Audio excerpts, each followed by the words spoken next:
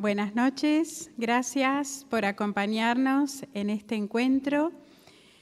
Este encuentro que fue acordado desde la Cátedra Abierta de Violencia de Género junto con el Observatorio del Uso Responsable de Redes Sociales, creado el año pasado por ordenanza del Consejo Deliberante 19330. Es un espacio que hemos ofrecido desde la red local para abordar la temática de hoy, porque si bien el Observatorio de Uso Responsable se refiere al uso de redes sociales orientado a niñas, niños y adolescentes, también nos interesa brindar este espacio desde la cátedra porque en el mundo real y el mundo digital las mujeres son víctimas de violencia de género. Consideramos importante poder desarrollar este tema, así como en el mundo real tenemos derechos, en el mundo digital también tenemos derechos, tenemos que aprender a reconocerlos, para respetarlos, para poder ejercerlos y para evitar que sean vulnerados. En este mundo real tenemos una identidad a partir de la cual nos presentamos ante las demás personas. En el mundo digital también nos sucede lo mismo, una identidad privada que tenemos que aprender a cuidarla, a resguardarla, a protegerla. Entonces nos pareció interesante esta propuesta de la Fundación de Activismo Feminista Digital, que funciona en la ciudad de La Plata, para poder desarrollar este tema. La violencia de género en las redes sociales, en este mundo digital, es algo que quienes trabajamos con personas que atraviesan situaciones de violencia cada vez es más recurrente. Es recurrente la falta de conocimiento que tiene la persona que denuncia de la gravedad de los hechos, del daño que esto produce y del impacto que produce y de cómo escapa al control de su persona.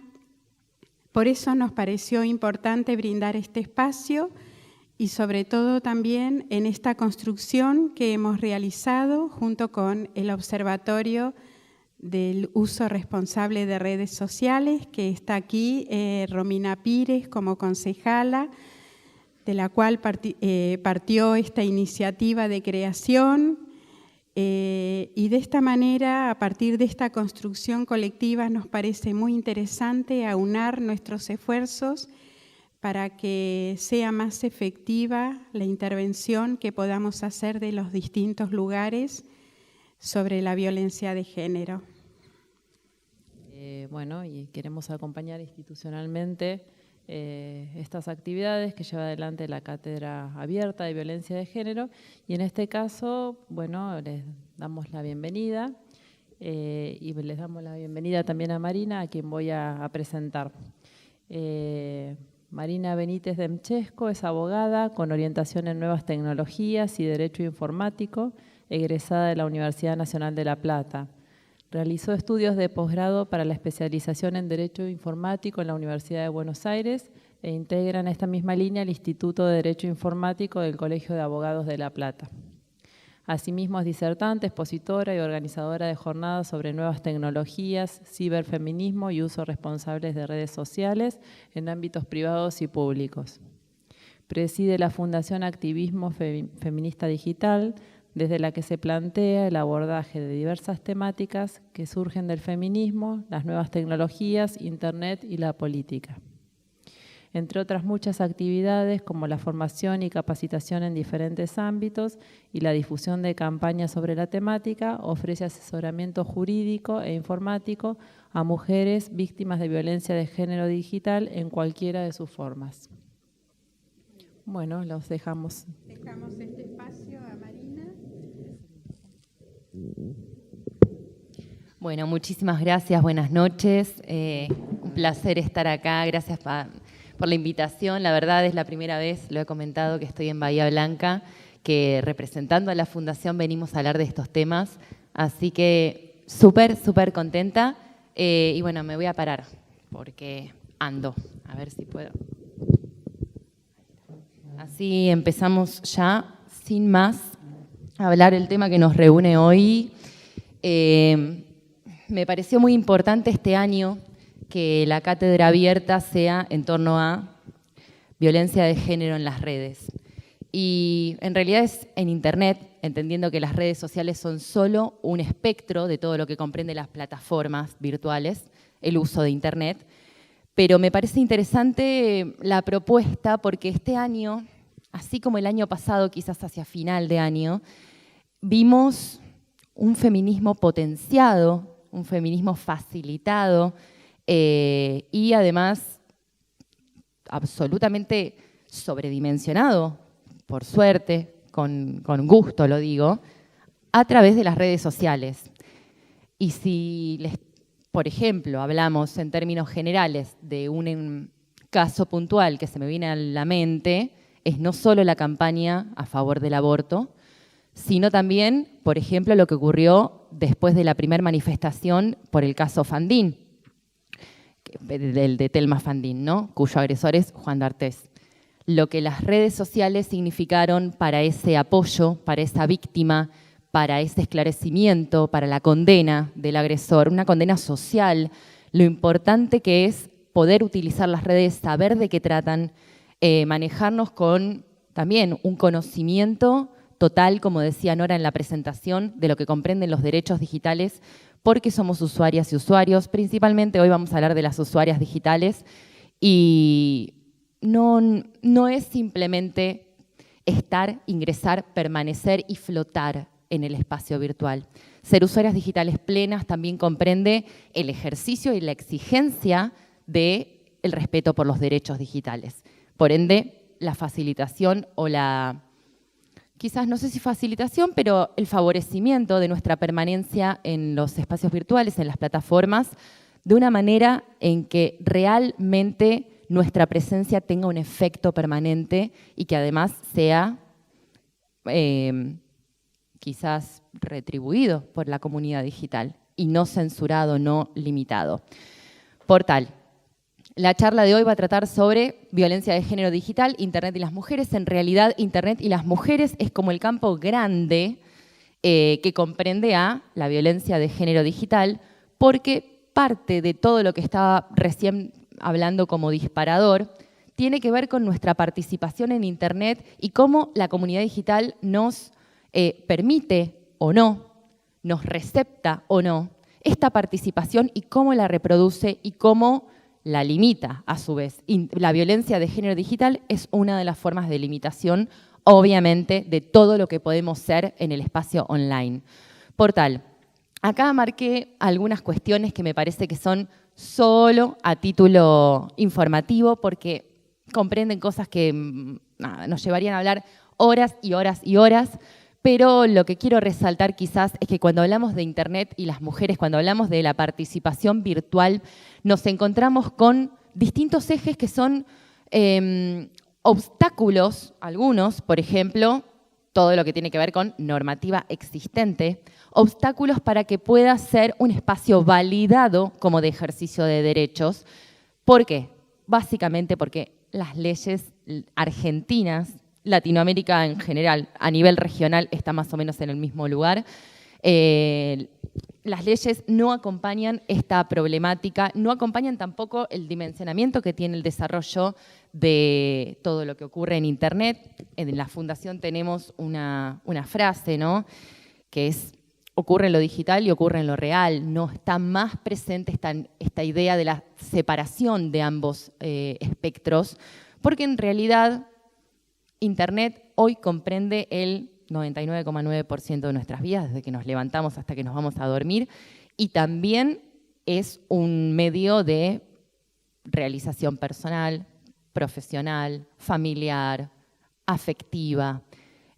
Cuando en realidad Internet, aclarando los tantos, es una herramienta, es un medio de comunicación.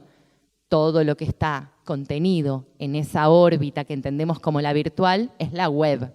Contenidos, personas, interacciones, interrelaciones y demás. Todo lo que hablamos acá y que comprende al análisis y al abordaje de cuestiones relacionadas con Internet se engloban en lo que se llama la gobernanza de Internet. Son los diálogos, los debates que se dan en torno a distintos aspectos que forman, obviamente, la web y que se prevén como necesarios para ir autorregulándose. Esto es una de las cuestiones que vamos a encontrar problemáticas porque en la idea de la creación de Internet se entendió que los usuarios y las usuarias eran quienes debían autorregularse para la interacción y la participación. El problema es que esto tuvo una premisa de base, una premisa de origen, que la verdad no terminó siendo la efectiva, la real, ¿no? ¿Cuál fue la premisa de base? Internet es un espacio horizontal en que todas las personas que integran Internet o que integran la web son iguales. Sí, es un idilio, es una premisa fantástica e impracticable por el hecho de que también en Internet nos encontramos con la reproducción de modelos de opresión, con la reproducción de estructuras de desigualdad, con violencia machista. Entonces, somos todos y todas iguales hasta que dejamos de serlo. Y ahí es donde la autorregulación empieza a perder sentido. Si vamos a plantear la autorregulación, las mujeres y los hombres, ¿vamos a tener las mismas, la misma capacidad de decisión? La realidad es que no. Si las tecnologías de la información y la comunicación están monopolizadas por los varones, ¿las mujeres vamos a tener la misma posibilidad que ellos de intervención y de toma de decisiones respecto de la producción de las tecnologías? No. Entonces, donde se empiezan a visibilizar las desigualdades es donde la autorregulación empieza a ser inviable. La gobernanza de Internet plantea que nos juntemos a charlar de qué manera manejarnos en Internet para la convivencia pacífica. Sí, es un paraíso que nunca se pudo cumplir. Y además también es un paraíso que fue copado nuevamente por el poder hegemónico. No solo a nivel capitalismo, a nivel dueños del capital, sino también de género, por supuesto. Vamos a hablar hoy puntualmente de los tipos de violencia en Internet porque es la parte práctica, pero no quiero dejar de hablar un poco de lo que supone un marco teórico mínimo. Las estadísticas son parte de la práctica que vamos a hablar y dentro de la normativa vigente voy a mencionar simplemente algunos recursos que me parece que son importantes para que hoy nos vayamos con esta información. A tenor de la presentación, voy a ver si reproducimos y sale un video que fue parte de una campaña que realizamos para los 16 días de activismo contra la violencia machista en 2017, cuando introdujimos por primera vez en esta campaña, que es una iniciativa de la ONU, de Naciones Unidas, la idea de violencia digital. Todavía no se hablaba en Naciones Unidas tan armado, tan establecido. Por suerte dimos un puntapié y bueno, quería mostrárselas porque me parece que es muy gráfica. Ahí va. A ver. Bueno, no va. Vamos a ver si la podemos reproducir de acá.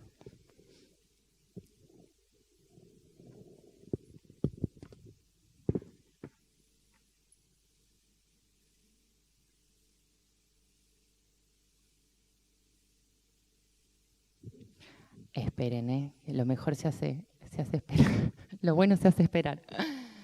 A ver. Vamos a ver.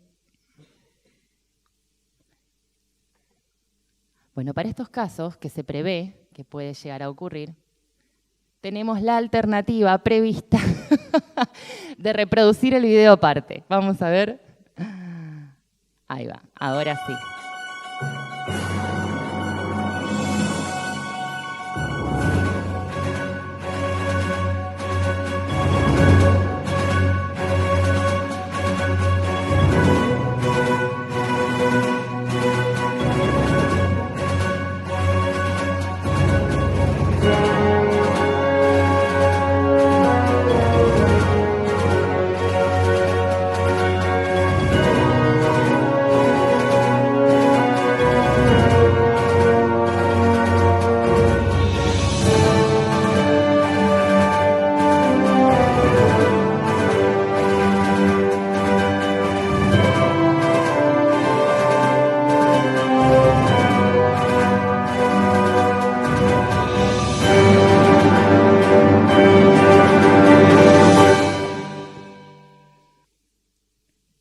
tengo que confesar que pasa el tiempo, pasan los años, vuelvo a ver la campaña, vuelvo a ver el video y me vuelvo a espantar, porque encima esto fue en 2017 y no cambió demasiado. Esa es la parte, creo, más difícil de asimilar. No solo no cambió, sino que también se recrudeció. Un poco de lo que vemos a diario, quizás en el espectro de la violencia simbólica o la violencia mediática, es el tratamiento de la violencia digital hacia las mujeres de esta forma. Nosotras acá lo que hicimos en la Fundación fue otra campaña que recogió titulares de periódicos de gran difusión, de alta tirada, con un caso puntual que se dio durante las elecciones de 2016, perdón, donde se habló de, en la puja, obviamente, de las candidaturas y cosas que ocurren, se utilizó como recurso un video personal, íntimo, no era demasiado gráfico, pero era lo suficientemente interesante como para intentar destruir a la candidata, en este caso era una legisladora nacional, en el medio de, obviamente, el lanzamiento suyo por la postulación política. El tema es que ella estaba enfrentada a un espejo, solo se veía su busto desnudo con una selfie. Se utilizó esa foto para defenestrarla y los medios de comunicación hicieron esto. Fíjense de qué manera se entiende que la culpabilización de la víctima es dable de resaltar y no el hecho de que esa foto haya pasado a la órbita pública. Como verán, Photoshop es algo que vemos constantemente en casos de difusión no consentida de material íntimo, algo de lo que vamos a hablar ahora, la puesta a disposición de material íntimo de mujeres para el escarnio, video porno, que no fue un video porno, fue una foto, una selfie en busto desnudo, con el torso desnudo. Insaciable, la puta da, ¿no? Y además divulgaron su celular. Además, una terminología inexacta en cuanto a qué es divulgar el celular. De última es poner a disposición el número telefónico, ¿no? De qué manera los medios no colaboran, y es algo que tenemos que sí o sí también empezar a hablar, y es algo que también estuvimos hablando no solo en algunas entrevistas entre ayer y hoy, sino hace un ratito, sobre el rol de periodistas y el hecho de la terminología correcta. Bien, para hablar de violencia digital, primero tenemos que entender algo que dijo Nora en la presentación. No solo tener presente que la violencia digital no es meramente, por ejemplo, el grooming, algo de que sí se habla bastante, por suerte, ni tampoco es el cyberbullying. No es la humillación en Internet entre niños, niñas y adolescentes. La violencia digital son las prácticas que se dan en ejercicio de poder entre personas, obviamente, con estratos jerárquicos distintos por distintas razones, en los medios digitales o a través de los medios digitales, y en este caso puntual, hablando de las mujeres, por su razón de género, por su carácter de mujeres, en donde la sociedad no solo colabora en su visión machista, colabora a la destrucción de la dignidad de la mujer que estuviese padeciendo esa situación, como en el resto de los casos de las violencias, sino que también en estos casos puntuales la sociedad colabora de una manera activa. ¿Y de qué manera? Difundiendo o replicando o avalando desde comentarios, generando más contenido en torno a. Cuando la sociedad se presenta en un rol activo a través de su participación en los medios digitales o en las plataformas virtuales, nos encontramos con que la violencia digital es recrudecida y que la víctima no solamente tiene un agresor, que es el original, sino que también la sociedad entera es agresora o potencial agresora. Para eso vamos a abordar clasificación, primero para entender de qué estamos hablando en la práctica, como les decía recién. Vamos a hablar de un informe anual que es los que solemos elaborar en la Fundación y vamos a hablar de estadísticas, por último, para lo cual paso ya a hablar un poquitito de los tipos. Bueno, la difusión no consentida de material íntimo es uno de los que consideramos no solo más lesivos, sino más asiduos. Tiene que ver con la puesta a disposición de terceras personas ajenas al acto de la fotografía o el video, obviamente, o sea que no fueron pensadas como receptoras de ese material, de fotografías, de material audiográfico, de material gráfico solo, o sea, fotos, audios, videos, cuestiones que tengan que ver con la representación de situaciones de intimidad o privacidad de mujeres. ¿Por qué hago el hincapié en mujeres? Y no voy a hablar de los casos de varones. Bueno, si bien los varones también pueden ser víctimas de violencia, de difusión no consentida de material íntimo, la realidad es que los efectos que tiene sobre las mujeres son muchísimo mayores. ¿Por qué? No solo por esta reproducción de la sociedad machista respecto del contenido lesivo y el recrudecimiento de la violencia hacia ella, la culpabilización y demás características lógicas y lamentablemente naturales de la violencia machista, sino también por el hecho de lo que supone la sexualidad femenina y la desnudez femenina. Estamos hablando del morbo, estamos hablando de la doble moral, estamos hablando de la condena social por el libre ejercicio de la sexualidad, estamos hablando de los motes, estamos hablando de quizás hasta la, ¿cómo es? La, no me sale cuando, el juzgamiento en función de su físico, de su cuerpo, de si es un cuerpo hegemónico, si no lo es, bueno, se abre un espectro, un abanico inmenso de focos de conflicto en torno a la sexualidad y a la desnudez femenina, que con el varón no ocurren, primero. En segundo término, cuando nos encontramos con casos de difusión no consentida de material íntimo y culpabilización de la víctima, las mujeres padecemos consecuencias incluso a nivel anímico que tienen que ver con con la ampliación de con la expansión de la sensación de vulnerabilidad, ya que no solo estamos siendo vulneradas o lesionadas en nuestra intimidad y privacidad, sino que también podemos serlo en la integridad sexual.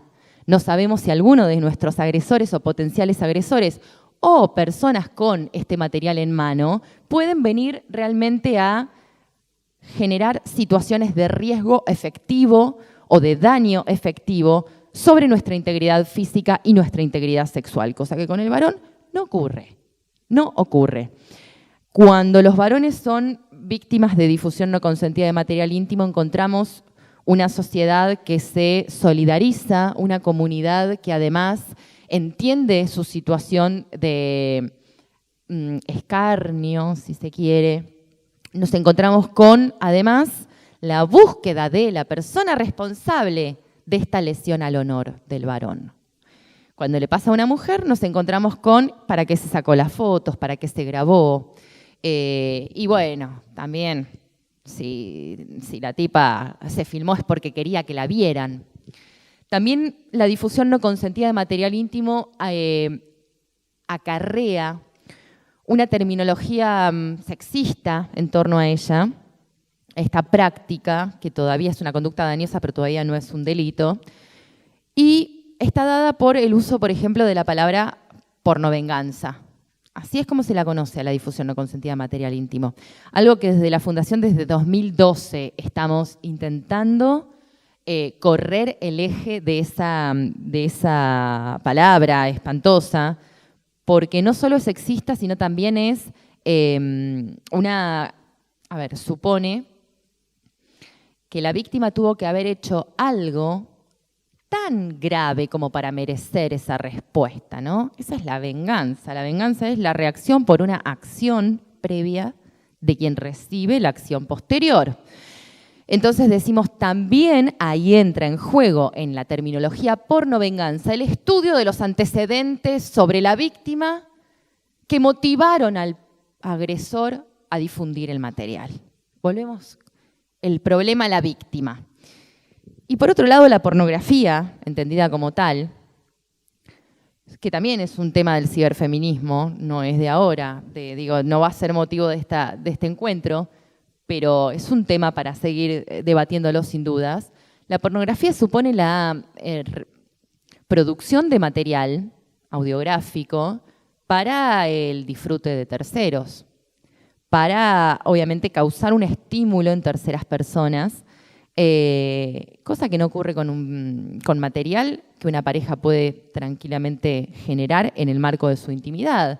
Tampoco ocurre con una foto de un torso desnudo, como ha sido el caso que comenté recién, en el que quizás tenga que ver con la propia admiración o la exaltación de nuestra desnudez, un manifiesto. No quiere decir que se lo vayamos a poner o lo generemos para que lo vea el mundo. Entonces, plantear la pornovenganza en lugar de la difusión no consentida de material íntimo supone que además la víctima quería que lo vieran, porque si no, no hubiese generado pornografía. Espantoso, hay que trabajar sobre eso, desterrar el término pornovenganza y empezar a hablar de las cosas por su nombre, que además también plantean que la perspectiva de género está íncita en estas problemáticas. El acoso virtual es otro de los ejes que reconocemos en la Fundación como base de la violencia digital hacia las mujeres. No son los únicos estos son ejemplos. La violencia machista en Internet se ayorna, se actualiza constantemente. Vemos casos aterradores, vemos cosas tremendo. Yo siempre me gusta hablar desde lo teórico, pero creo que lo práctico también es muy ilustrativo. Y cuando llegan casos a consulta nuestra, realmente nos preocupa el nivel de perversión. Y lamentablemente las tecnologías de la información y la comunicación facilitan esto y también facilita un Estado que no se haga cargo de la problemática. El acoso virtual supone el acecho, el hostigamiento, la persecución a través de cuentas o perfiles que pueden ser claramente o fácilmente identificables, también pueden ser anónimos. Vemos mucho también perfiles apócrifos, que no es lo mismo que anónimos, en el sentido quizás de la toma de una identidad ajena y detrás tenemos un agresor o alguien que no es quien está representado en ese nombre y apellido y foto, perfiles falsos, ¿no? Y lo que plantea el acoso virtual para reconocerse como una forma de violencia hacia las mujeres es el contexto de sensación de desprotección y de constante amenaza que supone. Nuevamente, acá vemos una diferencia con el acoso que pueden sufrir los varones.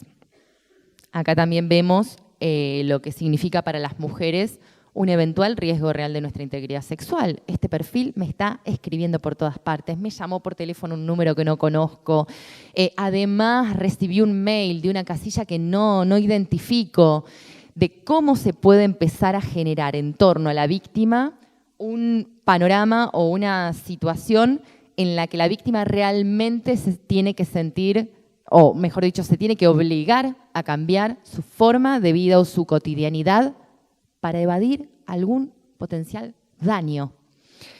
Cuando hablo de acoso virtual, en muchas charlas han saltado varones hablando de los casos en que se sienten acosados o que se genera algún tipo de acoso. Y me parece muy interesante traer este ejemplo a colación. Yo integro un grupo de WhatsApp donde somos abogados y abogadas en Derecho Informático y el año pasado, diciembre, me consulta uno de ellos y me habla por privado, me dice, Marina, tengo un tema, tengo un problema. Me está hablando de un perfil que no conozco en Facebook y ya es en reiteradas oportunidades y no sé qué hacer. La cuestión es que el perfil era un perfil apócrifo, que no tenía ni una foto real ni un nombre real, y le decía, me muero por conocerte. ¿Cuándo me vas a dar bola? A los 2, 3 semanas era ¿ya te decidiste? ¿Querés que te llame por teléfono?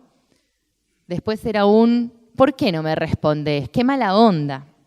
Esa era su sensación de acosado, ¿no? Entonces le digo, bueno, ¿qué querés hacer? Conocerla. Digo, pero entonces no te sentís en situación de vulnerabilidad. Yo también más ingenua. Y dice, no, qué sé yo, capaz que a mí me parece que me conoce, porque si no, no me hubiese escrito esto. Aparte, capaz que está buena, ¿viste? Yo justo estoy separado hace un año. Ese es el comentario del varón. Imaginen lo que es para nosotras una situación análoga vivirla. Estamos aterradas hasta poder, por lo menos que desaparezca el perfil. Ni hablar si una lo va a denunciar. Se te matan de risa. Y me siento así porque capaz que me estás siguiendo, y mientras que no pase nada, fíjate, bloquea. Esa es la diferencia también con la lectura esta. Obviamente este abogado no hizo nada, se mató de risa, aprovechó y mansplaneó un poco ahí de cómo yo debería tomar los casos de violencia digital hacia las mujeres. Bueno, en fin.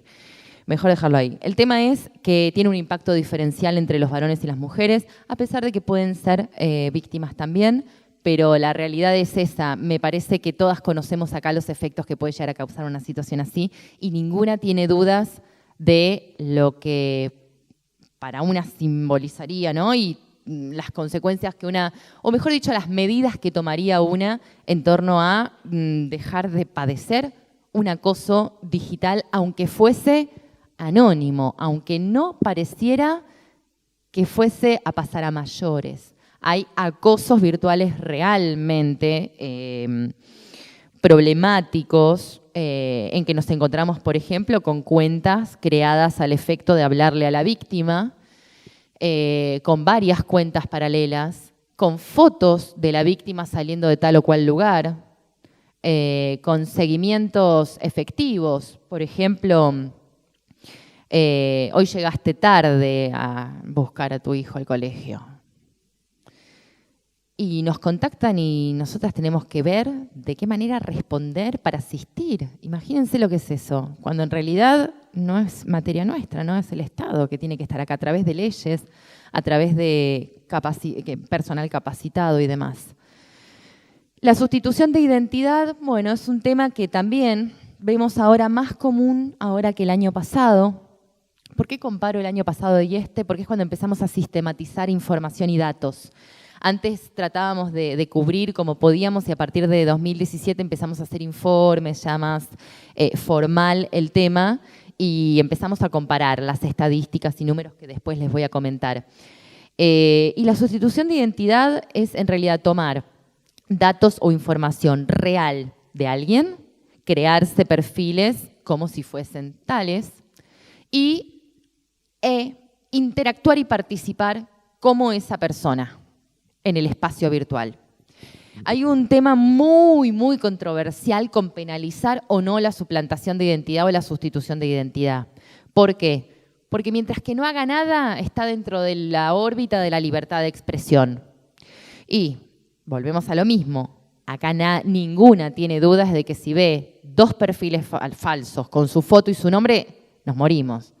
Estamos ya pensando quién es. ¿Para qué lo hizo? ¿Me está investigando? ¿Quién le dio la información? ¿De dónde la sacó? Bueno, también acá vemos un componente de género muy fuerte, porque además en general, donde hay un perfil de una mujer, también, por más que no sea una, también vemos habilitada la vía a que otros tipos contacten a ese perfil, mantengan conversaciones privadas con alguien que dice ser yo, pero no soy yo, y vaya uno a saber qué información se están intercambiando. Y todo sobre mí. cierta o no la información, no importa. El tema es mi identidad digital, algo que vamos a hablar después.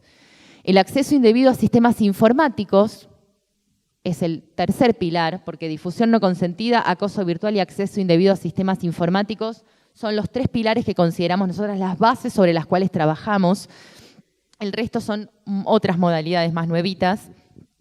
El acceso indebido a sistemas informáticos es un delito.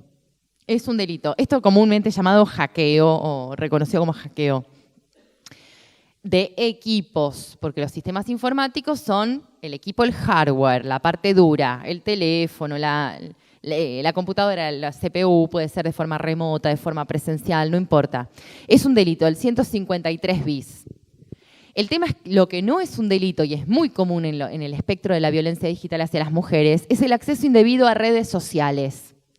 Porque en la jurisprudencia, en los tribunales, la justicia, no cree que las redes sociales sean sistemas informáticos. Entonces, cuando una va a denunciar que hay alguien que ingresó en nuestras cuentas y que además ahora tiene información que obviamente estaba resguardada por una contraseña, por tal supone una privacidad que yo como usuaria le quise imprimir, te dicen, bueno, sí, está bien, te lo encuadro en el 153 bis del Código Penal, pero la jurisprudencia dice que las redes sociales no son sistemas informáticos, así que va a quedar en la nada, se va a archivar. Planteamos nosotras, en 2017, empezamos a visibilizar esta problemática. ¿Qué pasa con el acceso indebido a redes sociales y por qué es una forma de violencia hacia las mujeres? Obviamente el agresor ahí va a encontrar información de todo tipo. Chats de la víctima con otras personas, con otros varones también, algo que los agresores entran a buscar, en realidad, cuando acceden a las cuentas. Movimientos, organización de te paso a buscar, voy a estar acá, a este evento voy. Fotos que la víctima guarda para sí y demás. Además de, obviamente, número de teléfono, todos los datos y la información que solicitan las plataformas para loguearse, para crearse una cuenta. Entonces es un sistema de control, es una forma de ejercer un control efectivo desde fantasmagórico, porque a veces la víctima ni se entera. Fantasmagórico. Un control efectivo de los movimientos de la víctima. Cosa que pueden padecer también los varones nuevamente. Pero estamos hablando de violencia de género. Así que vamos a circunscribirnos a lo nuestro. Doxing. El doxing es una práctica que se da en foros, se da donde hay participaciones masivas, no sé si tanto en redes sociales bilaterales, ¿no? Donde yo mando una solicitud y la otra persona me acepta. No ese es el grueso del panorama donde se insertan. Sí en foros, en noticias, comentarios de noticias periodísticas, bueno, espacios de participación masiva, como decía recién. ¿Y qué comprende el doxing? Lanzar a la multitud virtual datos que permiten identificar a la víctima en la vida real, por decirlo de alguna manera, en su vida física. Por ejemplo, yo en mi perfil de Facebook tengo mi foto, tengo mi nombre, pero no tengo fotos de mi familia, no tengo mi número de teléfono público, no tengo mi domicilio, por supuesto. Son cosas que reservo para mí. No quiero que el resto de la comunidad virtual lo sepa. El doxing supone habilitar esa información y tirarla. Esta persona es esta, ¿eh? Acá está el domicilio, acá está donde trabaja, se publica, no es simplemente se comparte, se pone a la visual general. Esto hace que se acreciente muchísimo la sensación de amenaza porque principalmente el doxing se da en dos ocasiones. Primero ante el trolling, ante los trolls, cuando tenemos alguna situación en la que somos atacadas por trolls machistas, que son muy particulares, después lo vamos a ver, nos sentimos que cualquiera de esas cuentas puede saber de nosotras. Y si con el nivel lesivo que se manifiestan en Internet pasa a mayores, y si me vienen a buscar, y si saben dónde vivo, y si este que me amenazó de muerte ¿me viene a buscar en serio? Entonces, tirar el domicilio, por ejemplo, doxear es la terminología. Doxear a la víctima es facilitar su identificación, es ponerla en mayor vulnerabilidad y desprotección que antes. El segundo caso en donde se utiliza mucho es en la difusión no consentida de material íntimo, principalmente en los grupos de WhatsApp de varones. En el grupo del fulbito, en el grupo de los amigos del barrio, los chicos del barrio, el asadito de los jueves. Che, miren qué buena está esta minita, pum, mando video. Y además mando redes sociales, domicilio, el teléfono, quién es la familia. Eso se llama pasar el pack. No sé si lo han escuchado alguna vez. No. Pasar el pack es eso, es una terminología mexicana. Es un problemón en México, acá también, pero no se habla como en México. Se va a empezar a hablar como es debido. Porque en realidad también hay una cofradía masculina en torno a esto, en que te paso el video, me pasas el video, se lo paso a otro grupo y así la difusión es inmensa. Y ningún varón se para y dice, para flaco, escúchame, esta tipa, ¿qué le estás haciendo? No, es, sí, qué boluda. Y pasar el pack no es simplemente pasar el video, repito, es pasar la información de la víctima, lo que habilita a muchos de esos varones receptores del material a que la vayan a buscar a las redes sociales y empiecen. ¿Sabés qué? Hay un video que está dando vuelta tuyo. Che, qué linda que estabas en el video. Pam, pam, pam, pam, pam. Entonces la víctima, por ejemplo, cuando se contacta con nosotras, se entera que hay un video de ella circulando por la cantidad de usuarios que fueron a avisarle. ¿Por qué? Porque se pasó el pack, porque se la individualizó. Tremendo.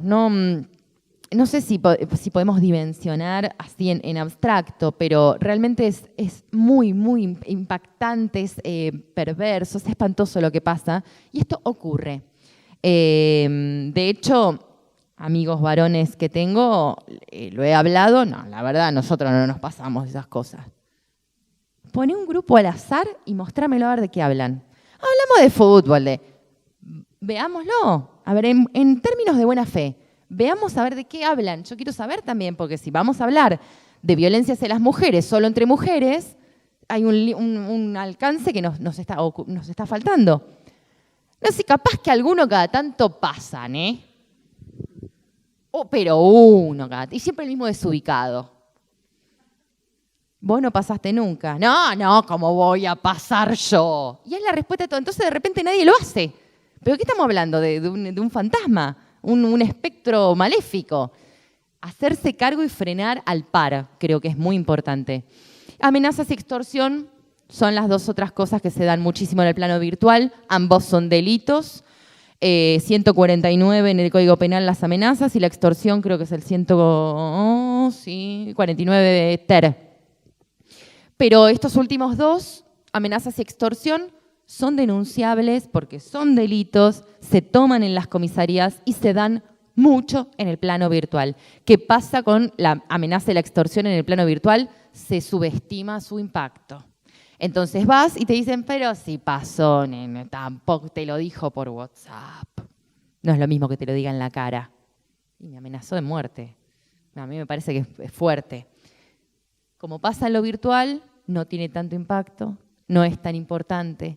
No te va a pasar nada y así se continúa naturalizando la violencia digital. Acá hay un caso de acoso virtual. Me voy a poner por este lado.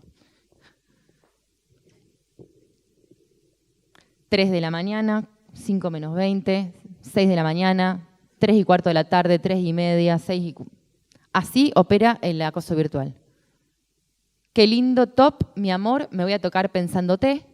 Un usuario, un número desconocido. Vine a verte, bebé. Creo que a cualquiera que nos escribe en eso, un número que no conocemos, estamos, pero agarrando, no sé, ya desapareciendo del mapa. Mi colega abogado debe decir, qué suerte que me vino a ver. A ver dónde está. Al fin la voy a conocer. Volvete conmigo, nadie te va a agarchar como yo. Volvete conmigo. Esta usuaria no manifestó haber tenido ninguna relación personal en el último tiempo, o sea que tampoco lo relacionaba con un agresor en el marco de la violencia doméstica. Sigue.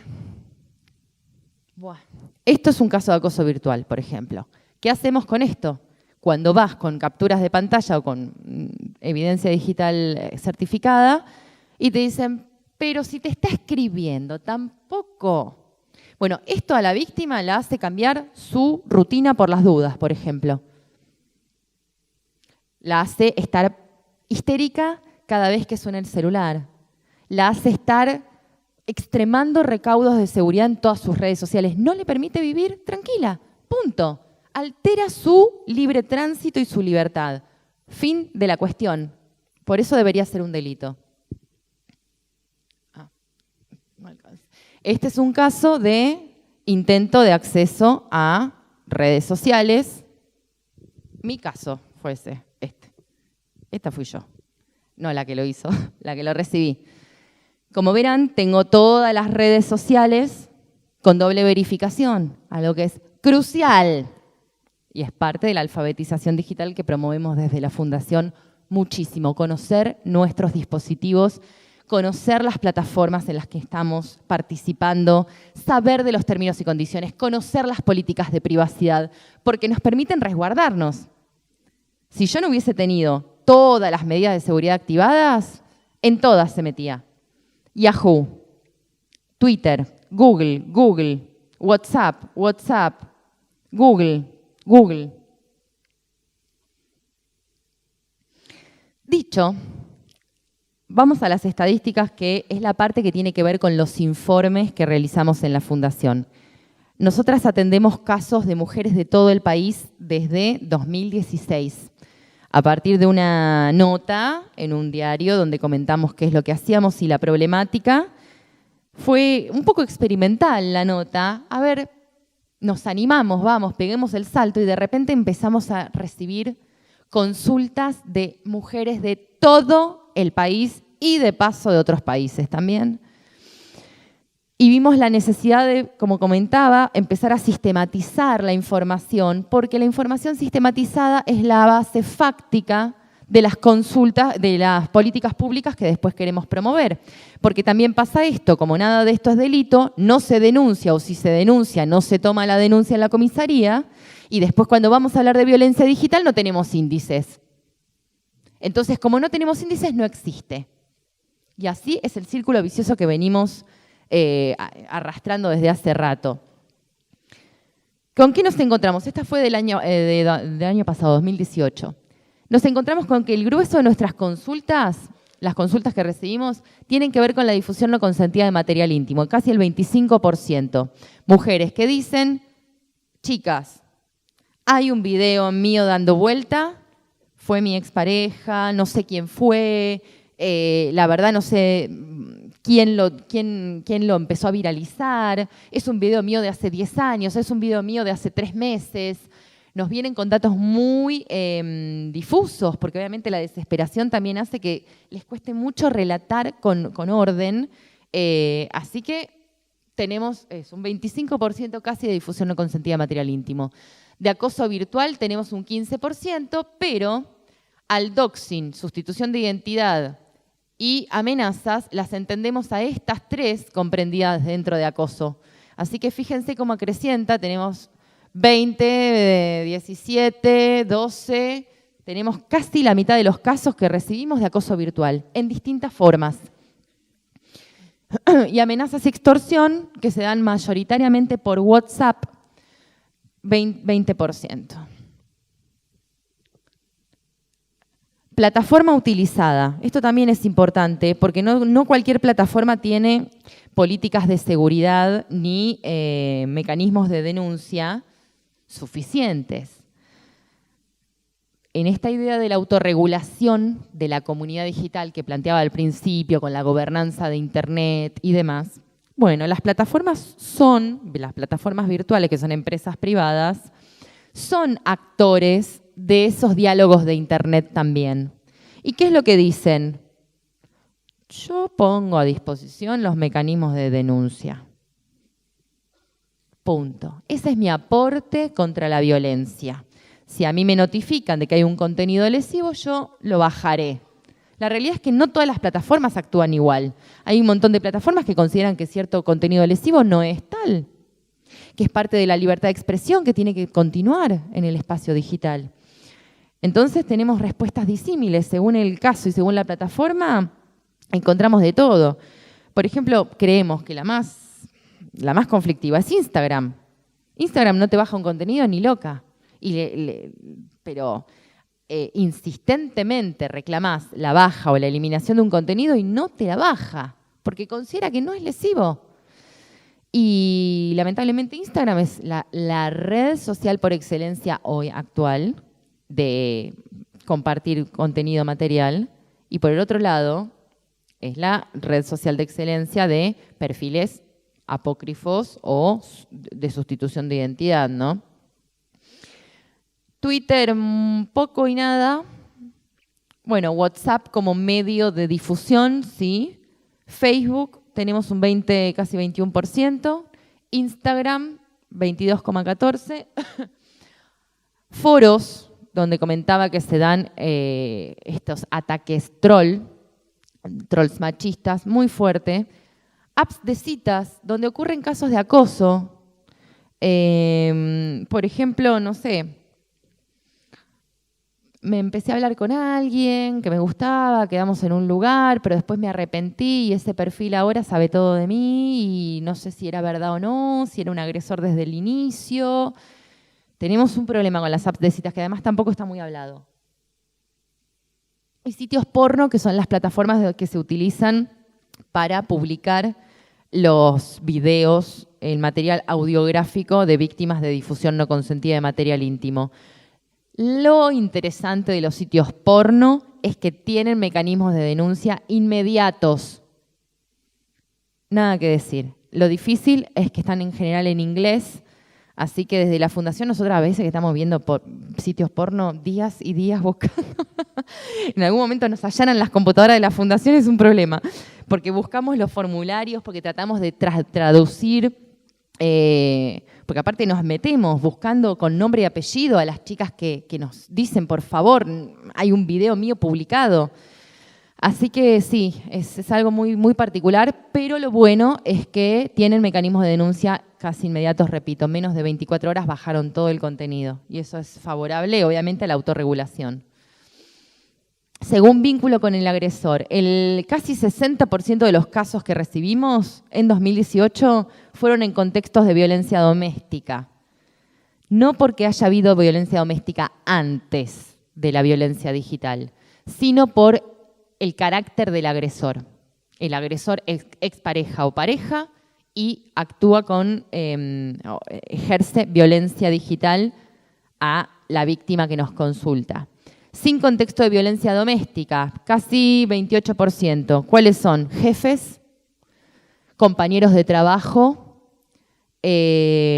trolls, sí, mucho, cuentas anónimas,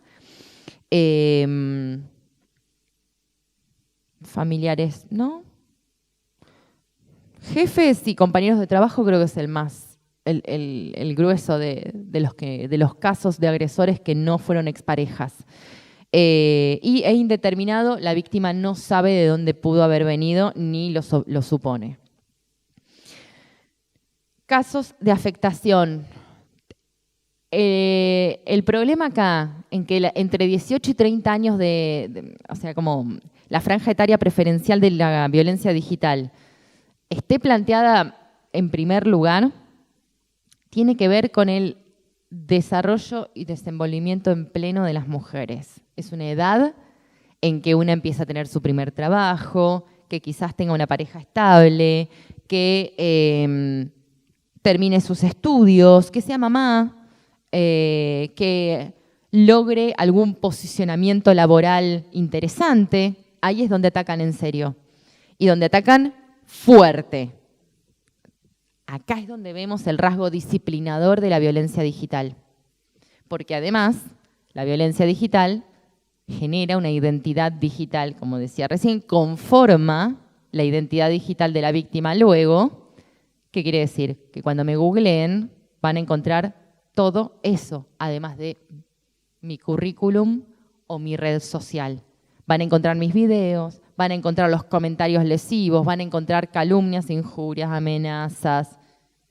Y ahí es donde nos restringen la posibilidad también de autorrealizarnos laboralmente. Hoy las empresas, no hay empresa, no existe empresa que no nos busque nuestra huella digital. A ver quién es. Y ahí es donde el machismo en Internet gana por goleada, porque a una mujer conflictiva, así ni loca la empleo. Mira el quilombo que tiene atrás. Así funciona. Menores de 18 años, 15% de los casos que llegan a consulta nuestra, repito. La Fundación se encarga de atender mujeres adultas que son las que no tenemos protección en la legislación. Niños, niñas y adolescentes no solo tienen la Convención del Niño Internacional, Constitucional, rango constitucional, sino que también tienen tipos penales. El grooming, como decía recién, y la pornografía infantil. Dos acciones o dos caminos a partir de los cuales realizar acciones judiciales con buen camino o con buen fin, con buen norte, pero no nos pasa a nosotras. Entonces directamente a las mujeres menores de edad las atendemos, las asistimos, pero no vienen a buscarnos porque obviamente al hacer una denuncia ya ven un sistema que está puesto a disposición para el esclarecimiento del hecho. Las mujeres que nos vienen a buscar son las que fueron y no tuvieron respuesta alguna. Sin datos, bueno, tiene que ver con que nos tiran los casos, me está pasando esto. También muchas veces en la desesperación las víctimas que nos contactan no nos especifican nada, ni siquiera de dónde son. Me está pasando tal.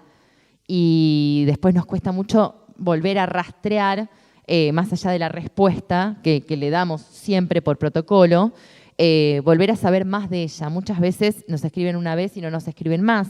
También da cuenta del pico de estrés que supone la violencia digital.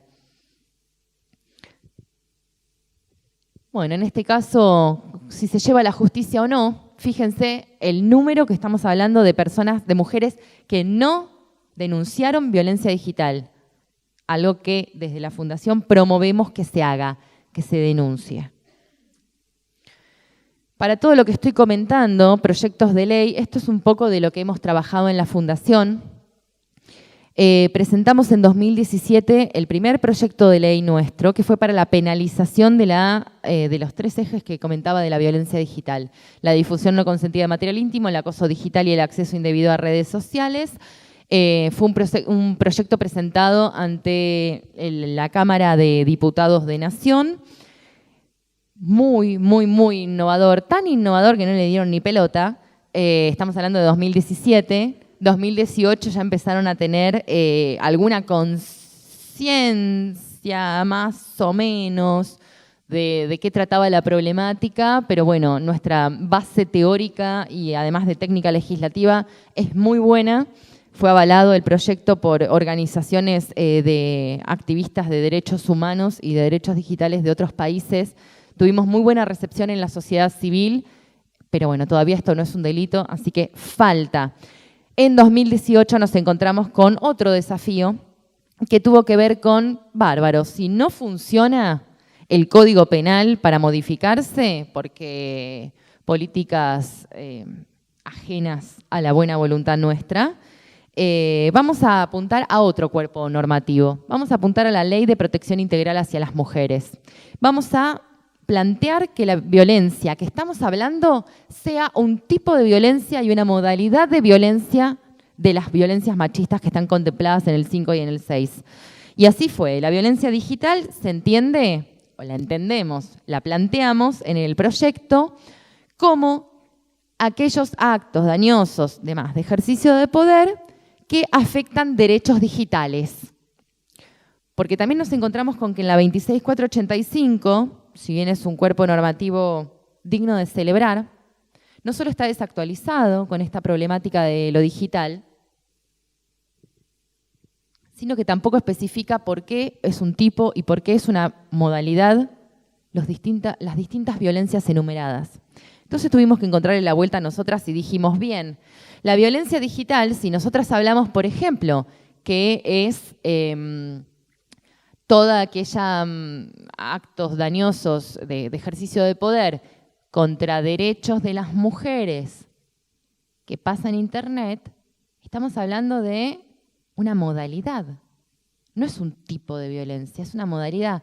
Entonces planteamos que el tipo de violencia en este espectro sea aquella que atenta contra los derechos digitales. Y la violencia telemática la reservamos para este otro aspecto, para esta violencia machista ejercida a través de medios digitales, pero que atenta a derechos normalmente conocidos y ya reconocidos de las mujeres.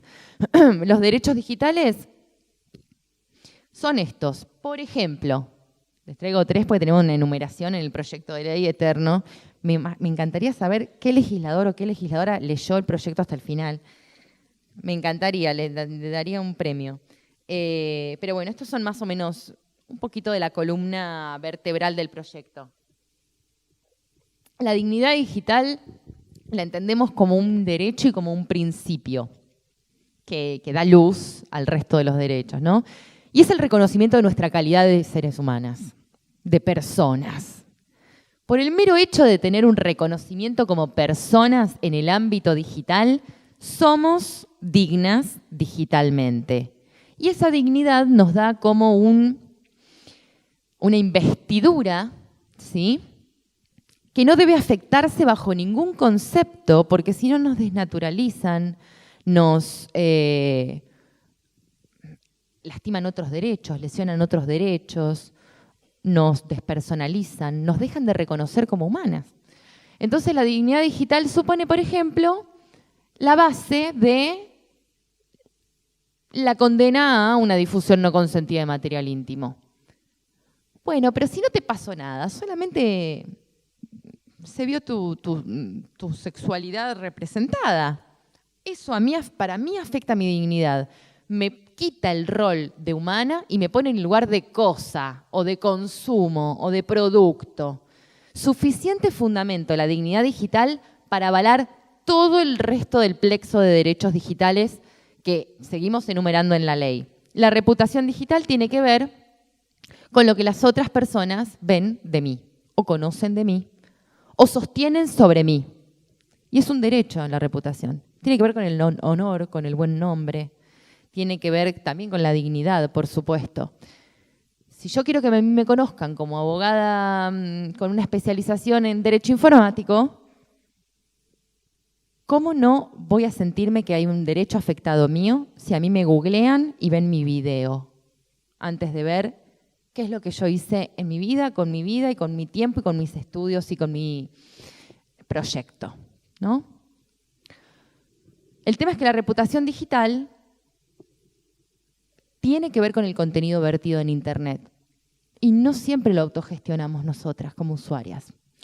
Y eso es algo que también está en correlación directa con la identidad digital.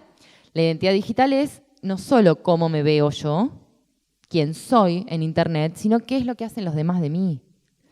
Comprende la faceta activa, que es el contenido que yo proporciono en Internet, y la faceta pasiva, el contenido que de mí proporcionan en Internet. Todo eso va a hablar de mí en Internet. Ni una sola ni la otra, sino ambas en conjunto. Cuando, lo mismo que la reputación decía recién, son como dos caras de la misma moneda, ¿no? Cuando a mí me buscan y encuentran un contenido que no quiero que esté porque no me representa, porque no es consentido, están afectando quién soy en Internet, están afectando mi identidad digital. Y también es un derecho y consideramos que debe ser no solo respetado, sino pasible de protección. Este es el lema que les comentaba hoy. Si pasa en lo digital, la violencia también es real. Y parte de una campaña que lanzamos para el 14 de febrero de este año para hablar de noviazgos violentos y tecnologías de la información y la comunicación, en donde nos encontramos que el espectro de control machista acrecenta muchísimo con el WhatsApp, por ejemplo. Y otra de las cuestiones que también vemos asiduamente es, ¿dónde estás? ¿Por qué no me contestas? Y estoy en lo de una amiga, mándame foto. A ver si estás con tu amiga. La ubicuidad de las tecnologías. Las tecnologías nos hacen estar 24 horas, 7 días a la semana en donde no estamos físicamente. Pero para la violencia machista es un recurso impresionante y para nosotras es, lamentablemente vistas así, sin demonizar a las tecnologías que son maravillosas, nos hace mucho más vulnerables. Y acá les voy a terminar con un video bien arriba, bien potente, de lo que hablaba hoy del machismo en Internet, los trolls machistas en Internet, perdón. Vale la pena tomarse el ratito porque es mucho más representativo de lo que es. El video, anticipo el contexto, fue hecho para una campaña en mayo del año pasado, mayo 2018, frente a un ataque troll que tuve yo nuevamente, como que soy el foco de los quilombos, y por supuesto, las mujeres que hablamos y elevamos la voz somos focos de quilombos, porque no gusta. Y en Internet es mucho peor, porque la facilitación de poner cualquier, pero bestialidad, está a la orden de un clic. Y además en la comodidad de mi casa. Y además no es delito. Y además si me hago un perfil anónimo, nadie se entera. Y además, facilidad. Razón por la cual la violencia machista en Internet es muy, muy compleja y muy complicada. Y esta campaña surgió a través de este caso que me llevó a analizar con qué liviandad se vierten expresiones tan lesivas. Y nos llamamos con las chicas de la Fundación a juntar o a recopilar o a copiar comentarios y contenido que nos echaron encima durante 4 meses y medio, distintas cuentas en Internet. Dijimos, bueno, no damos más del nivel de violencia que estamos padeciendo. Vamos a juntar estos comentarios, estos tweets, estos mensajes privados y vamos a armar algo con eso. Vamos a hablar de los trolls machistas. Y les pusimos una voz. Las voces fueron nuestros varones cercanos, padres, amigos, hermanos, que cuando hicieron la campaña estaban descompuestos. El tema es cómo las tecnologías también hacen que la violencia parezca menor y cómo en su correlato a lo que nosotras sentimos que recibimos, ¿no? ¿Cómo lo sentimos nosotras? ¿Cómo lo vemos?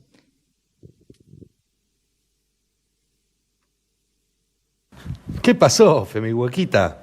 ¿Te sentiste aludida? Quédate súper tranquila, sos como una puerta pentágono, inviolable. Calmate, boluda esquizofrénica. ¿Cuándo mierda van a entender que no somos iguales? ¡Estúpida! Lee la nota, la concha de tu madre. Sos una pobrecita patética que me da mucha lástima. Forra. Bueno, ¿tanto vas a escribir, pelotuda? Cerrá el orto, porque vas a terminar en una bolsa biodegradable. Locas de mierda. Por favor, habla bien, pelotuda.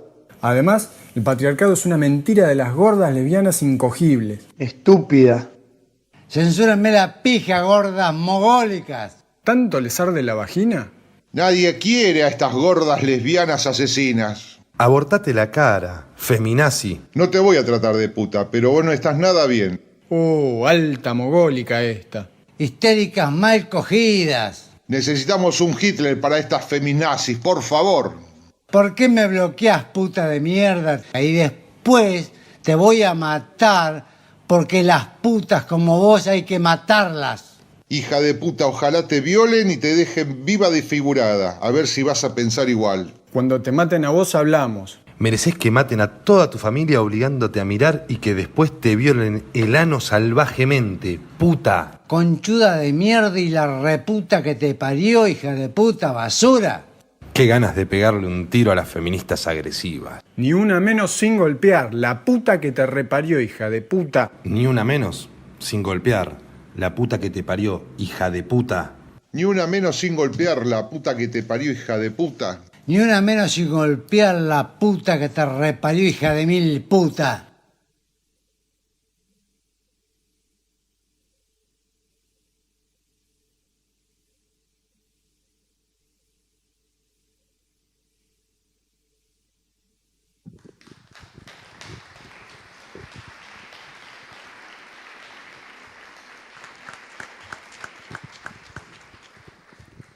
Bueno, muchas gracias.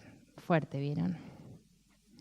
Sobran las palabras, así que voy a abrir el espacio para preguntas y quedo a entera disposición.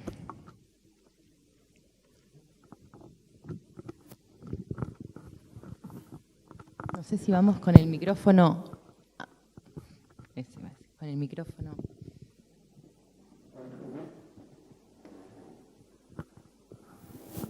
¿Preguntas? ¿Algún comentario?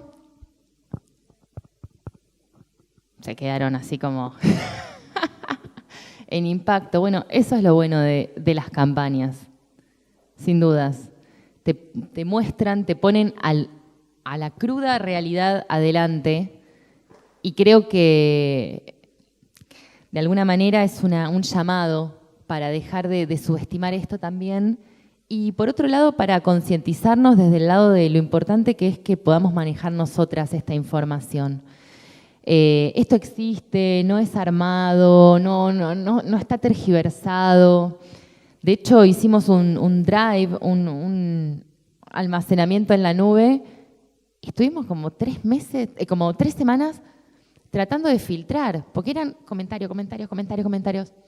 Y yo hablo siempre de los trolls machistas como una de las formas de violencia más feas, porque llaman a la autocensura. Y creo que estamos muy acostumbradas las mujeres a la autocensura.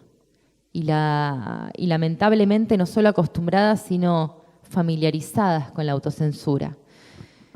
Y creo que a partir de la información y del conocimiento de estas cuestiones es donde se puede empezar a decir, tengo derechos en Internet.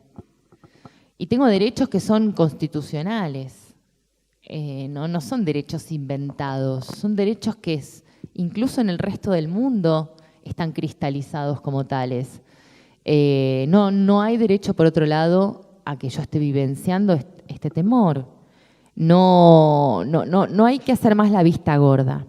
La alfabetización digital, que es parte también de esto, nosotras tenemos esta charla que damos ahora en la cátedra abierta, la venimos dando hace un año en distintos lugares. Cuando vamos recorriendo La Rioja, Neuquén, Montevideo, Uruguay, distintas ciudades de la provincia de Buenos Aires, vemos que el intercambio es muy nutritivo por un lado y por otro lado la alfabetización digital de las usuarias es determinante. Por eso me parece que es muy importante que tomemos conciencia de esto también. Hola, ¿qué tal? Primero agradecerte, Marina, que estés acá. Yo formo parte del Observatorio del Buen Uso de Redes que inició el año pasado, en el mes de septiembre. Realmente lo que me pasó, además soy vocera de una ONG que es Argentina Cibersegura, que fueron quienes también de alguna manera hablaron de ustedes. Y me pasó escuchándote, digo, cuánto nosotros venimos haciendo un camino con el observatorio y también con la ONG, pero cuántas cosas desconocemos o sabemos, pero no le podemos poner el concepto. Yo te escuchaba y anotaba, ¿no? Un montón de conceptos que hablaste que me parecieron súper ricos. Me encantó la práctica, me parece que siempre mirar la práctica nos ayuda a pensar que muchas cosas que decís las vivimos, las hemos visto. Me pareció muy claro, muy rico y de verdad que creo que es un camino que de alguna manera yo siento que desde el observatorio empezamos a recorrer. Pensaba qué importante que son las estadísticas. Hoy un periodista a la mañana me preguntaba si había estadísticas de grooming en Bahía. Yo le decía que en lo concreto no hay y pensaba hoy a la mañana qué importante es poder hacer este recorrido de tener en claro en la ciudad de Bahía Blanca cuál es la realidad que tenemos para también pensar cómo seguimos interviniendo, pensando, creando. Así que bueno, agradecerte, a mí me sirvió mucho escucharte y pensar todo lo que nos queda a nosotros recorrer hoy. Bueno, muchísimas gracias. Gracias. Sí, y además me parece muy interesante, es un poco muy propio de la era globalizada, ¿no? Pero la especialización en áreas y la interrelación entre esas áreas. porque, por ejemplo, nosotras de todo lo que tiene que ver con niños, niñas y adolescentes tocamos de oído, aunque conocemos las problemáticas, tratamos a veces de, sin invadir una expertise que no es nuestra, de proporcionar información, pero lo que es violencia de género digital es muy particular. Y nos pasa muchas veces que vemos esfuerzos de organizaciones en tratar de abordar ciertas temáticas de violencia digital, las que celebramos y fomentamos, pero también vemos errores crasos en este desconocimiento de la información. Por eso decimos que es un poco como lo que pasa con los feminismos. Cada organización quizás tiene un abordaje integral de distintas temáticas y me parece que lo importante es poder articular y asistirnos mutuamente, que es algo que hablábamos hoy también más temprano, en esta multidisciplinaridad, si se quiere, porque Internet es así. Todo lo que es la web es psicológico, es sociológico, es de género, es de clase, bueno, es legal, es jurídico. Así que muchas gracias por el comentario. Bueno, Marina, mi nombre es Romina, yo estoy como coordinadora de Argentina Cibersegura en Bahía Blanca, así que ante todo agradecerte porque fue más que interesante toda la charla y bueno, nuestros mentores en Buenos Aires fueron los que nos recomendaron también que los llamemos a ustedes porque nos habían pedido que hablemos a nosotros y dijimos, no, hay gente específica que se dedica a esto, así que bueno, cada uno en su tema. Pero me parece todo lo que hoy dijiste, nosotros que vamos a dar charlas a niños, niñas y adolescentes, desde los 8 años hasta los 18 años, cómo poder también transmitir esto a estos chicos, porque uno va a las charlas y cuando hablas de sexting, hablas de grooming, ellos te dicen, pero eso le pasa a las nenas. Es como que ya desde chico decís, ¿cómo empezar a cambiar también eso? Porque si no, van a seguir estas generaciones donde seguimos creando estos machistas, ¿sí? Que los propios nenes en la charla te dicen, de hecho casi todos los videos, siempre de sexting, de grooming, son de mujeres. Y siempre decimos, bueno, no, esto le puede pasar al varón, le puede pasar a una nena, o sea, no es el sexo femenino. Pero nos pasa que los chicos mismos te dicen que eso a nosotros, o si, como decía, si me pasa el sexting, bueno, buenísimo, o sea, qué bueno que soy el macho del curso, soy... Y digo, me parece que obviamente siempre empieza desde la educación, la familia, eso, el respeto por el otro, pero no sé, estaría buenísimo como armar, poder incluir también en nuestra charla algo así de esto del rol de la mujer y del hombre, ¿sí? De cómo se tiene que igualar esto del respeto hacia uno y hacia otro. Sí, sin dudas. Es que la formación con perspectiva de género es determinante, es crucial y es imposible de poder de evitarla. ¿Por qué? Porque también, está bien, el grooming es particular, el agresor es un adulto, eso es otra cuestión. Pero también el agresor en el caso de grooming es el 80 y pico % varones. Aunque las víctimas sean varoncitos y nenitas, digo, o varones y nenas desde una edad ya quizás puber, adolescente, también el agresor, estamos hablando de agresores varones, con una caracterización muy notoria de la violencia sexual como una violencia machista, más allá de que lo hagan contra un varoncito o contra una nena. Creo que la identificación de la violencia machista no tiene que ver con la víctima, tiene que ver con el tipo de práctica, donde hay ejercicio de poder. Es patriarcal, más que en cabeza de un varón. La perspectiva de género tiene que estar siempre, porque más en espectros de edades de socialización primaria, ¿no? Que están en los colegios y con ciertas edades en que todavía están formando criterio, pensamiento y forma de manejarse. Así que sí, sin dudas, totalmente. Gracias. Gracias.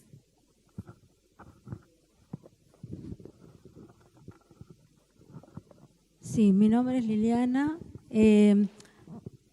Fui una de las pocas personas que comenzó los talleres ESI en el país desde que se aprobó la ley para los profesorados de nivel inicial y lo que se llamaba en su momento el magisterio. He observado, y mis exalumnas, yo ahora estoy jubilada, me siguen consultando por lo que ven.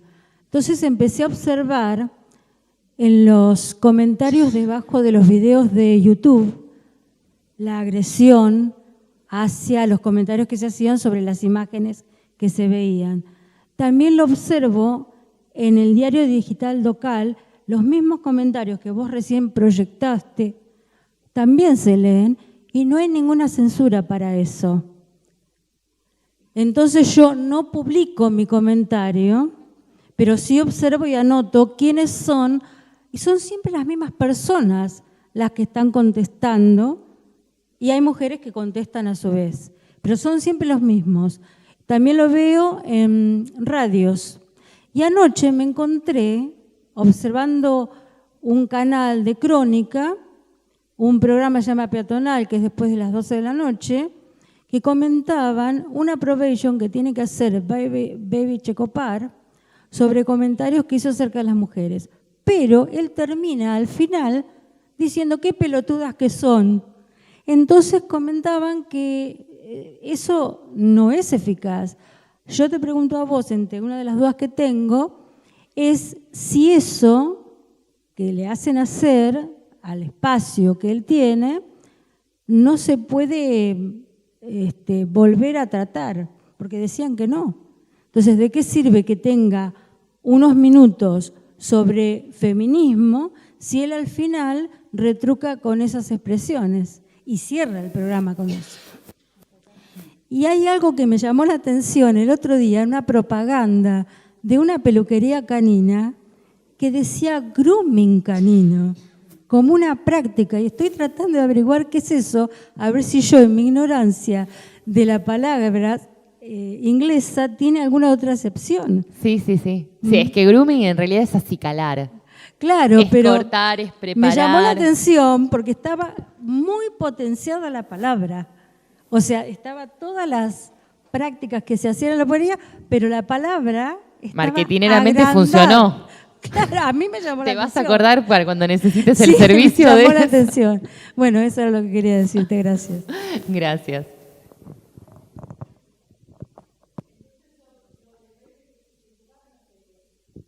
Escapa mi expertise. Es más relacionado con violencia mediática, simbólica. Con el tema de los comentarios en las plataformas, vuelvo sobre lo mismo. Mientras que no haya una regulación de quienes tienen el poder de hacerlo, esto va a seguir. Y lo peor de todo, o mejor dicho, lo recomendable con todo esto es no contestar trolls. Nunca, jamás. No existen. Chau, bloquear. Porque se alimentan de eso, se alimentan de justamente el contenido que brindamos nosotras y nosotros en la reacción. Pero Babi Checopar es un infradotado. Listo. ¿Alguien más? Sí. Sí, bueno, Marina, tomando un poco lo que decía la señora recién, primero agradecerte públicamente la presencia en el Instituto de Periodismo y quiero contarles un segundito a los presentes y a las presentes que con mucha generosidad y formación viniste al instituto a compartir con estas nuevas generaciones de comunicadores y comunicadoras esta información que es súper valiosa para empezar a deconstruir, ¿no?, lo que generan los medios, que muchas veces es muy perverso y amerita más a la incomunicación y a la violencia. Y me parece que los periodistas de Bahía Blanca, sobre todo porque estamos en esta ciudad, tenemos las y los periodistas que hacernos cargo de esas cuestiones. Así que muchas gracias por venir a debatir.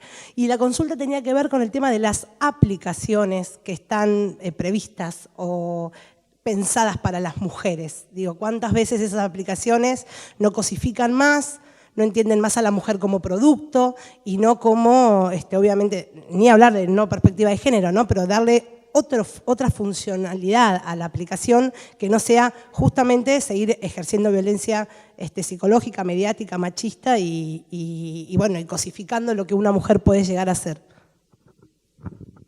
Interesantísimo tema el de las apps. Trabajamos sobre la cuestión el año pasado, en julio, para una organización internacional que se llama Gender IT, y evaluamos 46 aplicaciones al azar.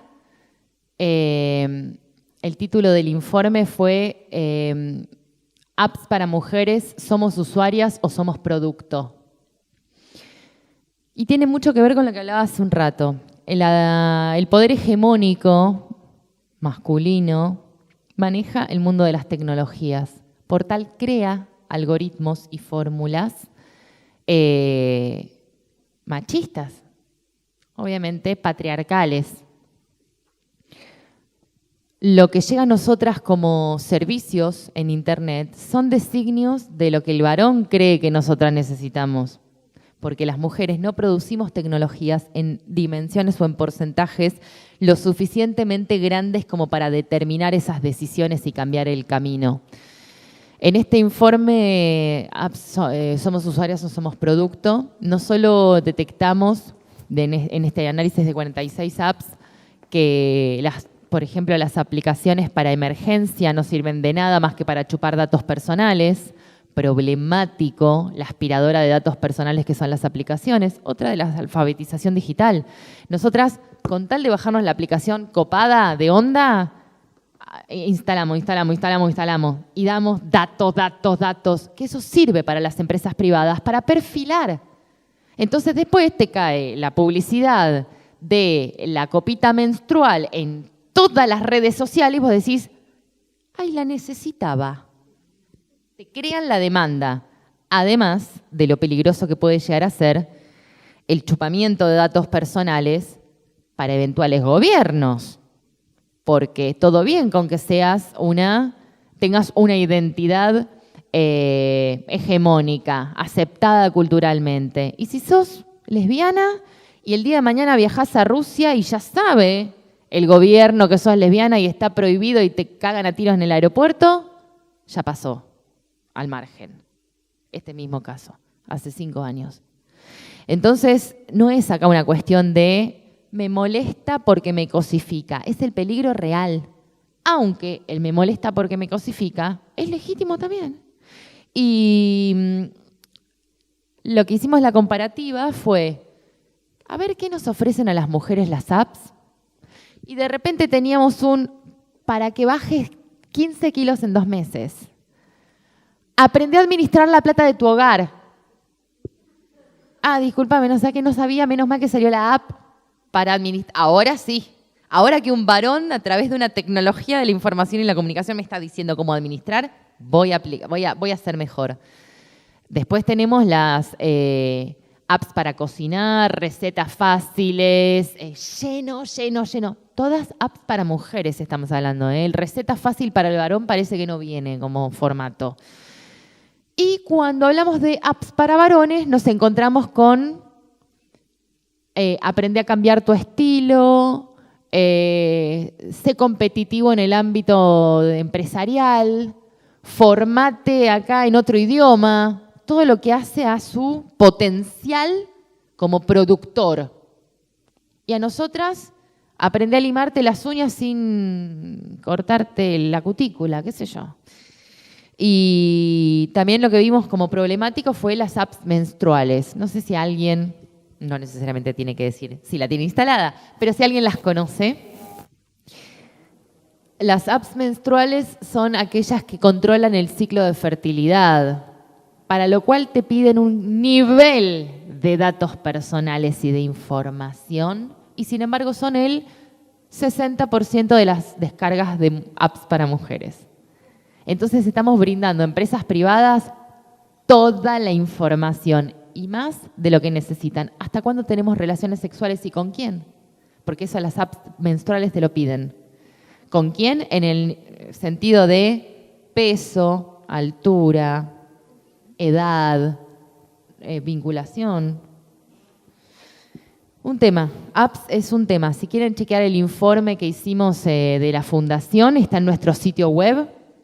Un flor de informe y que además también nos ayuda a cuestionar esto. ¿Qué es lo que damos cuando navegamos?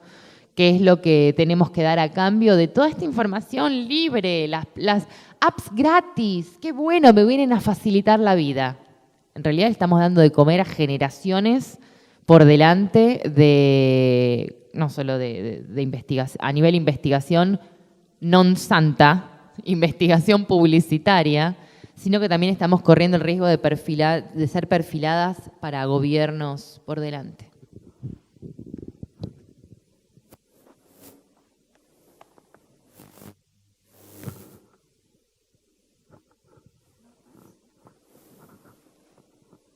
Hola, buenas tardes. Me quedó una duda en cuanto, hoy hablabas de que no hay, en cuanto a lo legal, mucho por hacer cuando es acoso digital, porque no está considerado un delito. Conozco un caso muy cercano a una amiga muy cercana, hace 15 años que la acosan digitalmente. Primero era mensaje de texto, llamadas, ahora es a través de todas las redes sociales, siempre es un perfil distinto, y dejó asentadas 2 veces en fiscalía, que son amenazas también, y muchas veces pasan por la vereda de su casa y le gritan cosas en la madrugada. Quería saber si no hay forma de rastrear esos usuarios, el número de teléfono o el IP de donde escribe. ¿Cómo puede proceder a partir de ahora? Sí, hay forma de rastrearlos, por supuesto. El problema es el Estado, que no está capacitado para hacerlo. Si esos fiscales que han recibido las denuncias con la individualización correcta de las cuentas o los números de teléfono no han hecho nada, es porque no saben qué hacer. Por eso también apuntamos en la Fundación a capacitar a las dependencias públicas. De hecho, cada vez que capacitamos una dependencia pública nos encontramos con un ¿cómo no sabía esto? Y esta persona atiende situaciones de violencia o está relacionado en algún punto con las tecnologías.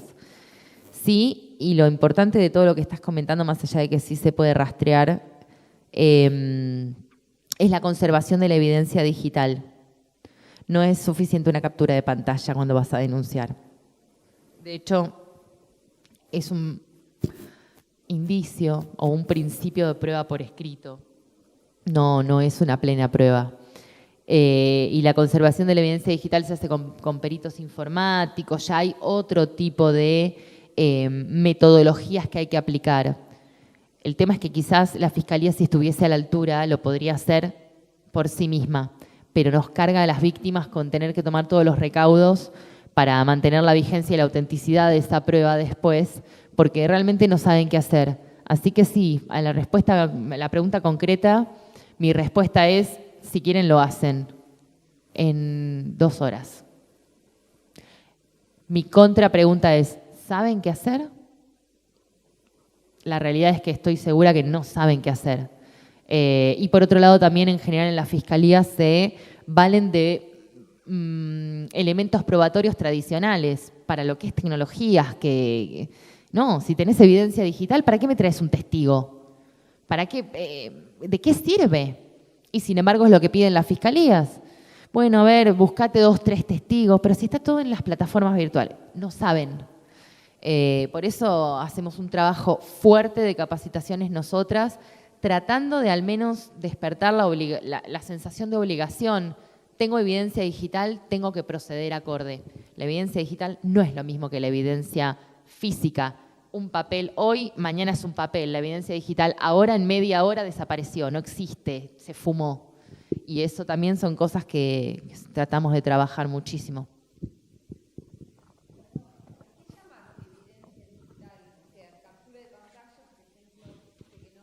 No. La evidencia digital es toda la información que está almacenada en Internet, en las plataformas virtuales o en la nube, almacenamiento remoto. Medio técnico para la hora, pero no es una captura de... La captura de pantalla es una prueba tradicional, es un papel escrito. La evidencia digital es ese contenido vigente aún en la red.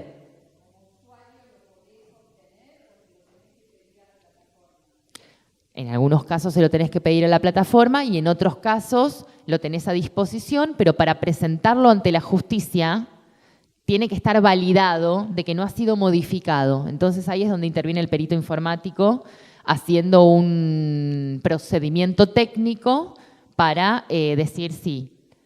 Esto ahora, en esta hora y en esta precisa locación, tiene este contenido y lleva un número. Te lo sellan. Entonces, cuando vos vayas a presentarlo a la justicia, si coincide, es auténtico. Si una va y hay algo que se cambia y después no coinciden, es una prueba que se cae. Por eso la evidencia digital, módulo aparte, pero sí, comprende muchas aristas que como usuarias también tenemos que entender que las tenemos que conocer, si en definitiva son lo que sustentan después nuestras denuncias. Te hago otra pregunta. En las carreras que se ofrecen de abogacía, ¿existen asignaturas para tratar estos temas? Y bueno, te preguntaba dónde fue tu capacitación. Lamentablemente, abogados y abogadas estamos a 10.000 kilómetros de esto. Es lo que pasa después cuando una va a consultar a un abogado o una abogada. Fuero penal, despreocúpate. Cuando se encuentran con lo que es el derecho informático se quieren morir. Y la violencia digital comprende mucho de derecho informático. Yo la formación de grado la tuve en la Universidad Nacional de La Plata y después al posgrado lo hice como un posgrado, 2 años más la tesis en la Universidad de Buenos Aires. Pero como como asignatura de grado, no. Y debería serlo. No, como posgrado, maestría no. Y doctorado tampoco, no. El posgrado es la especialización en derecho informático.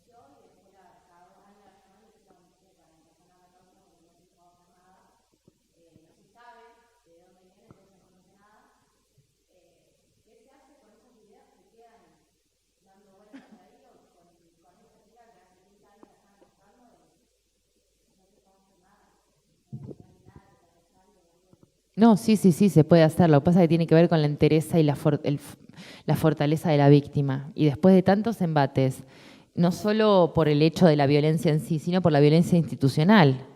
Andate a tu casa y después fíjate, ¿no? La víctima empieza a sentirse muy debilitada. De repente no tiene más ganas de listo, ya está, lo dejo ahí. Cuando tenemos una víctima del otro lado que está decidida a hacer algo para el esclarecimiento o a continuar su denuncia inicial o impulsarla a los fines de esclarecer el hecho, hay un montón de recursos. Lo principal para un caso de violencia digital es un abogado o una abogada especialista en derecho informático o similar que entienda de qué se trata, un perito informático o una perito informática y avanzar. Porque también pasa mucho que la denuncia sola supone que se va a compulsar el expediente. No, en realidad no. La denuncia es un puntapié. Vos después necesitas estar representada, patrocinada por un letrado o una letrada que entiendan de la materia para empezar a pedir medidas y demás a ese fiscal, a esa fiscala o a quien tuviese la causa en mano.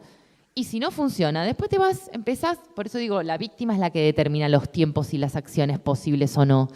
Después te vas a control jurisdiccional de la Suprema Corte, que es el organismo que controla cómo operan las dependencias públicas de menor jerarquía. Repito, hay herramientas. El problema es una víctima que no tendría que estar recorriendo esto para ver si le dan una respuesta o no. Yo hace 6 años tengo un expediente similar. 6. Y porque tengo una personalidad muy particular, y además porque soy abogada. Pero entiendo perfectamente todas las mujeres que al año dicen, no doy más. Sí es desgastante, por supuesto. El tema es ese, quizás, trabajar en el empoderamiento de una como reclamante del respeto de sus derechos. Me parece fundamental, cosa que también tratamos de hacer desde la Fundación.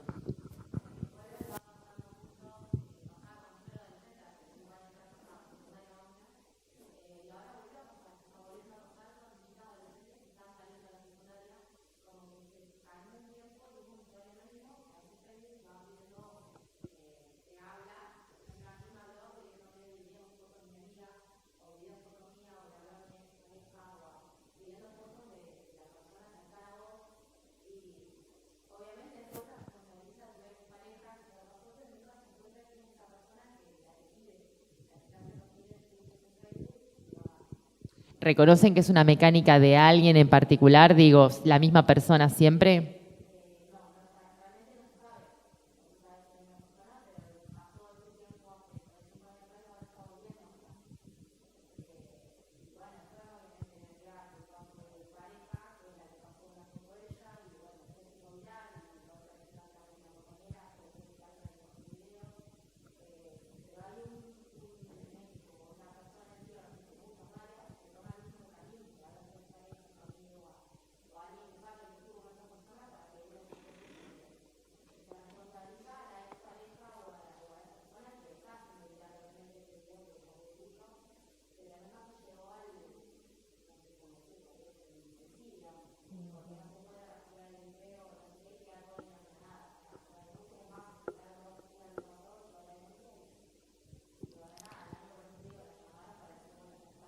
Es lo que decíamos recién.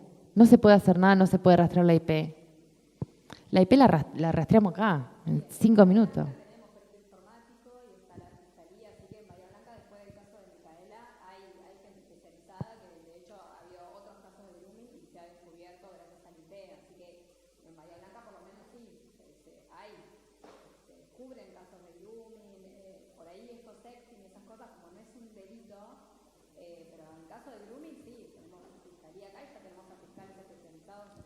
Claro, el tema es para todas las personas que no son menores de edad, quizás. Es el problema. No le toma la denuncia a un adulto cuando va, pero a los menores sí. No, es que el rastreo o el traqueo de datos de identificación de las cuentas se puede hacer tranquilamente. Volvemos a lo que hablábamos recién. No saben qué hacer, quizás.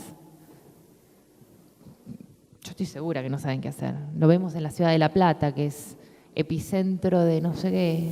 Digo, por la facilitación de capacitaciones, eso. La Suprema Corte está al lado de los tribunales.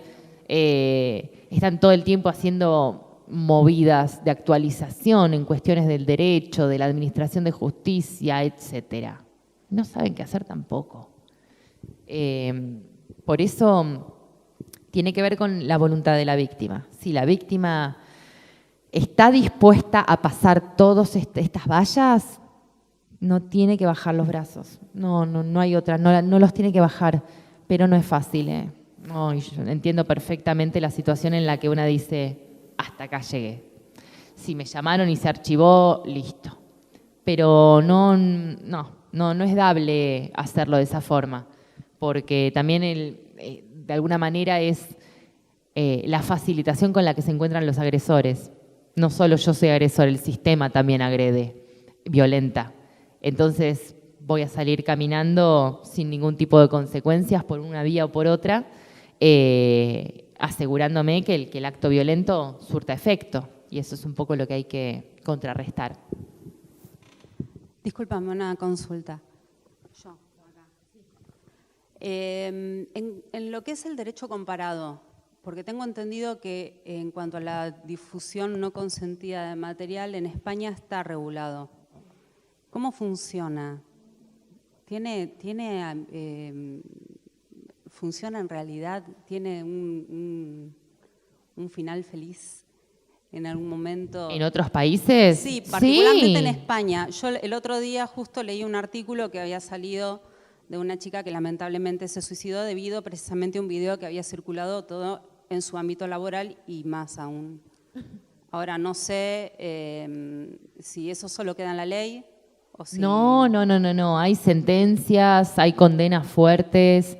De hecho, otro país que no sea España, el año pasado en Gran Bretaña, en Inglaterra, encontraron al agresor de una chica cuyo video había sido viralizado y le dieron 18 meses de prisión. Sí, tiene un efecto disuasivo impresionante la cárcel, la prisión o la condena en alguna de sus formas para los agresores, sin dudas, funciona y funciona bien. El tema, la administración de justicia obviamente acá es otra cosa, no porque España sea mejor, ni mucho menos, sino por el hecho de estar menos familiarizada con estos tipos de violencia. En España es delito hace 5 años, en Gran Bretaña, en Inglaterra hace 10, hoy comentaba más temprano, en Filipinas, desde 1997 es un delito. Acá estamos con un atraso importante, pero funcionar, funciona.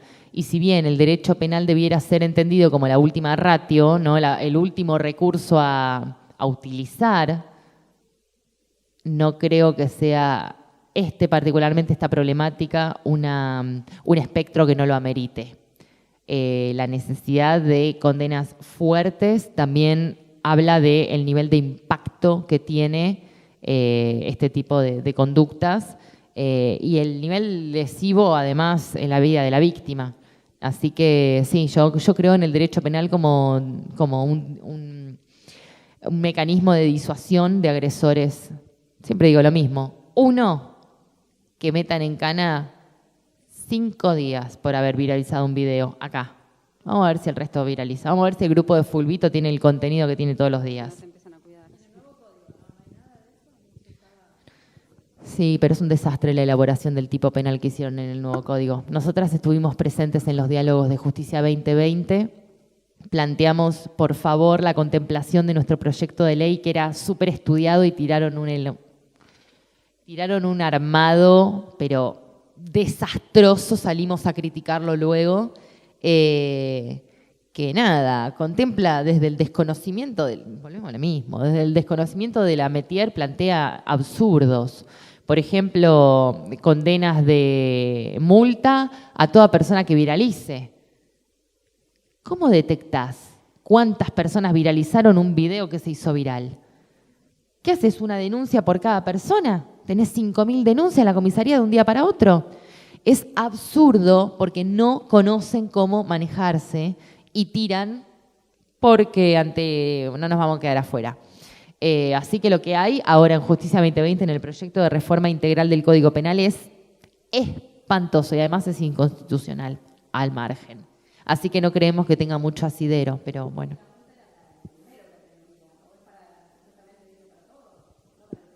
Para el primero es prisión o multa de hasta 300.000 pesos.